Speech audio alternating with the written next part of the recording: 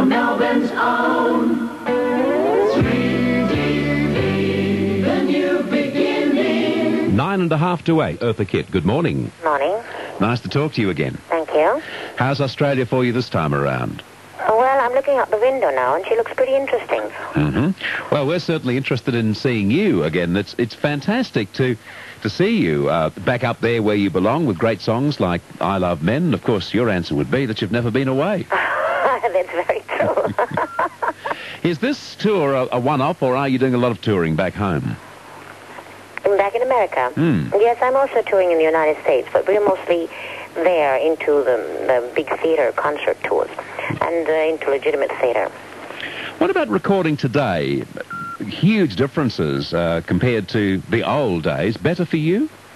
Not really, because I like the live musicians around me, and when we go into the studio after rehearsing a song for 10 or 15 days, or maybe sometimes weeks on end with the arranger and the pianist, we go into the studio and we lay down 8 to 10 songs, or however many songs is going to be on the album, in about 4 or 5 hours. But today, and then you can play around with the song and maybe change a little bit here and change a little bit there when you have live musicians working with you. But today, they give you a cassette and they have already laid it down with a synthesizer, which is not exactly the same feeling, I think. You do the best you can and put as much into it as you possibly can, because the innuendos of the feelings from the musicians are obviously not there. So it is very, very different. I think the musical business, particularly the recording world, has become so technologically inclined that very often the artists can get swallowed up in all of that extra paraphernalia. That's a dreadful word, isn't it? Technologically. Yeah. Yes, but you know what I mean. Yeah, congratulations on getting it out.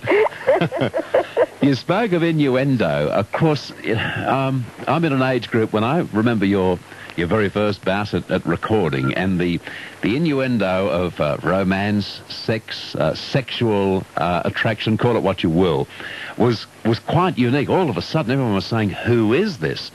Today, do you think it's unfortunate that a lot of performers lay it so harshly on the line? I think so, because the subtlety is, in most cases, I think, is gone. Now, you're not playing with the words anymore to have them exude that kind of inner feeling that you might be feeling and from moment to moment. And I think that's what's exciting about being able to be an interpreter. And if you are a good interpreter, then that is what you want to relay on the record, the kind of feeling that you would be getting from an audience. And I think you get that mostly when you are working, more readily when you're working with live musicians who are in the studio right at hand with you, because then you use that as an audience to you. But today, they tell me from the beat and all of that, everything is going to be so exact on the record that there's no room to play around with the words. Why is it, do you think, that the black performers like yourself and Aretha Franklin, etc., just keep on getting better and better? Is it that innate sense of what is good? Well, I think it's the innate sense of what the hell is going on. I love that. Well, something that might be good. You have a tremendous feeling for life, and a tremendous feeling for yourself and what is happening around you.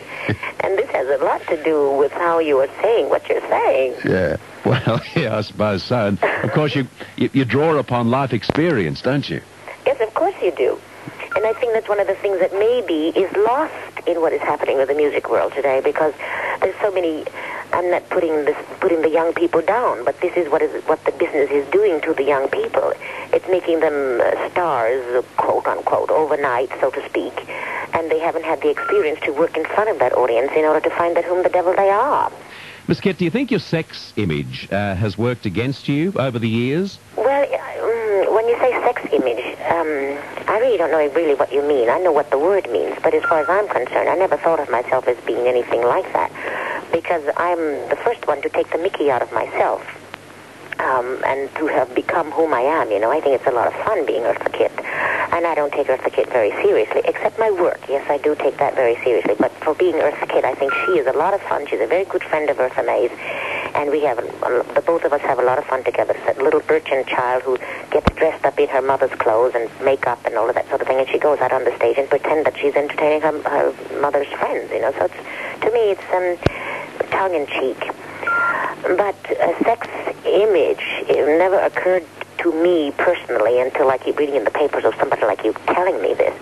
But I think it's the sound of the voice that was also what was more difficult to get through to a recording company in the beginning in America. Because they said she doesn't sound like anybody we know, she doesn't sing like anyone we know, she doesn't look like anyone we know, because they want to put you in a category. And if they cannot put you into one of these little cubby holes, you know, they do not think that you are saleable. Therefore, they call you a hard sell, and everybody's looking for easy money. And if the easy money is not right there in the balls of their eyes, you know, you cannot see those dollar signs immediately, you have a hard time getting a contract. As a matter of fact, I was refused by all of the recording companies in America in the beginning. Because, first of all, they thought I was a dancer. Then they say, well, how are we going to sell her, et cetera, et cetera. But when it came to a point where the first record that they released of mine, thinking that it would never sell, was Ushkodara Gidiri Kanal to the Bidya Mur, that the American public took immediately, because the sound of the voice was so strange to them, they tell me, and also the language was so strange to them. So it immediately caught on. Then they found out that I was the only woman on RCA for 27 years who made any money for them. Right. That's when they started rolling out the red carpet. Well, their problem is, of course, they meet themselves coming back, because what they want someone who is different. But then when they get someone who is different, because they can't put them into any single category, they start worrying. Yes. And these are the kind of things that they do not want to take chances on. They wait for a pioneer to come along to take those chances, and then they start riding the pony. At a personal level, on your first visit to Australia, you gave me one of my most memorable moments ever on television. I was working at the Nine Network, and I met you in the afternoon, you came in at night, and we sat on a couch together, and all of a sudden you decided to have some fun with me. And apart from being very enjoyable, it was also very amusing. So I've got always very, very warm feeling whenever I hear your work or someone mentions your name. Oh, that's you. That's me. I remember that extremely well. Yes, so do I, believe me. I was so happy that you had a good sense of humor, because, you know, if you don't have a sense of humor, you cannot teach people who do not have it. But, boy, I was having a lot of fun when I found out that you were going right along with me. Thank you very much. I remember that extremely well. Well, make me feel old, because on that tour, I nursed your baby daughter. How old is she now? 24. Oh, good morning, Miss Kitt. And she's getting married in June of next year. Oh, it's wonderful. Oh, I think it's wonderful. I was just writing her a letter, as a matter of fact, telling her how I feel about it all, because now it's like the little girl that, you know, I brought up and nursed and so forth and so on, and she's gone. But then she's somewhere there in that grown-up woman's body.